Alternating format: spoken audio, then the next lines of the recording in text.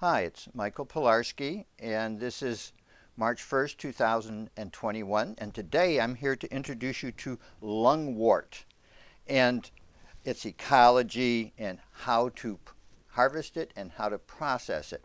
And so here's the Latin name, Lobaria pulmonaria, you're so green. Lobaria pulmonaria, you're so giving. And so Lobaria pulmonaria, one of the best rhyming herbs there are. And at one point they tried to make it Sticta pulmonaria, and I was really resisting, but I think that pulmonaria lobaria is the actual still scientific name. But Sticta pulmonaria is where you'd find it in some places. Now, this was just harvested from the woods underneath big leaf maples. It grows primarily on big leaf maple trees, older ones especially. And it's a nitrogen fixer. It's one of the best nitrogen fixers of the lichens. And so wherever it grows, there's a constant drip of nitrogen down to the canopy, and every year a certain amount of this falls down to the ground via branches breaking off or just getting blown off. And so these hit the ground in quite a bit in a year, and some years more, some years less, but that constant rain of nutrients and nitrogen is what keeps the forest so healthy. So it's a real great symbiotic relationship. And you can find it on other things besides big leaf maple, but that's a primary tree you'll find it on. But you'll find it on a few conifers, on a few deciduous, but I've also seen it quite a bit thick on certain shrubs. And so one of the things we need to do is make a list of all the shrubs and trees that you can get this to grow on nicely. And then what you could do is you can actually break a bunch, cut this up a whole bunch, and put a sticker spreader on it, and you could, in a sense, paint it or goop it on plants that don't have it. But you need a moist climate, moist maritime climate. Of course, here we are in the Pacific Northwest. This is a signature plant for here. It needs that moist conditions, and it needs clean air. It does not handle pollution kindly. And so wherever you have this growing in profusion, you know you have good air quality. So we just picked this up yesterday, or a day before yesterday, and yesterday we did the cleaning. It took us, this is just part of the harvest for the day. We have an 11-pound order that we're shipping out, and it took 2 hours to pick it up from the forest floor and from the branches that had fallen. And then it took us 6 hours to actually go through and process it, because you have to get rid of all the not good looking parts, because it always has a lot of rot on it, or some parts are rotting away. So at the same time as, and it grows 1/3 of its biomass. The scientists have done the measurements, 30% of gross weight per year gain in weight, which is really phenomenal for a plant, you might say. And so 30% every year, and there's tons per acre of this up in a good stand of big leaf maple.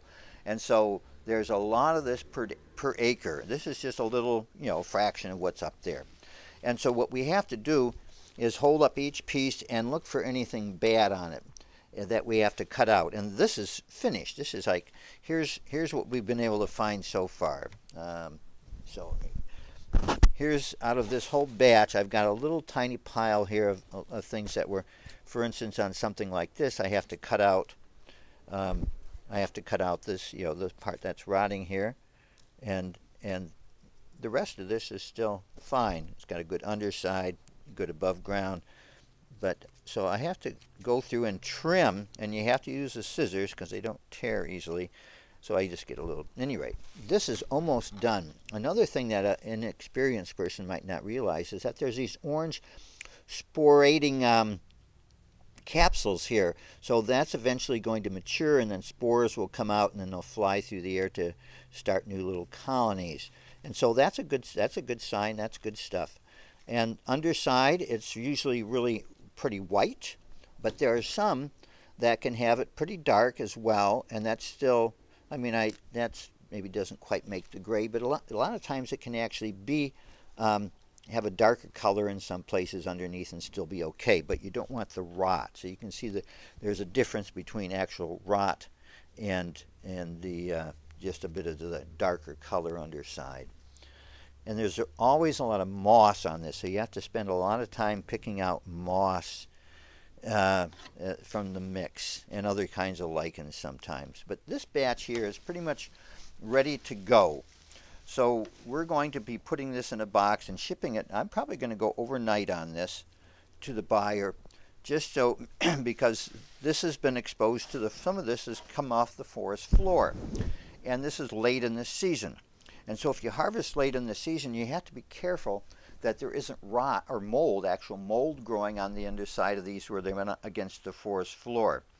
And so in this case, we're careful when we pick it up to avoid that. And then when we get home with it, because some of it's been stripped from branches that fell from the tree and they're just lodged in the bushes, and these have dried out to a certain extent. Some of them were quite moist, but some were in the sort of drying out phase. And so we strip off the branch, and we come home and we soak this in a tub of water for it just takes an hour or so, and these become fully plump. It's like a sponge, throwing a bunch of dried sponges in a tub of water, and after a little while they're all just soaked up and nice and spongy. That's exactly what happens with this. It's a reconstitutable herb. In the summer it totally dries out for months at a time in the canopy, or at least for long periods of time, and then it rains and they just all plump up and turn back into plants. So it's a epiphyte that grows on the trees.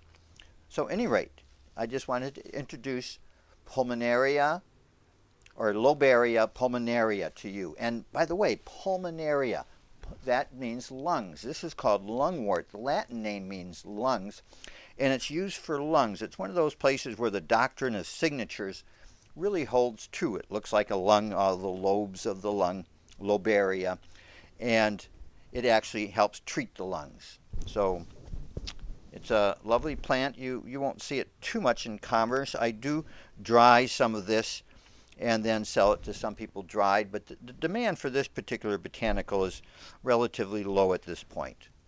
Okay, goodbye.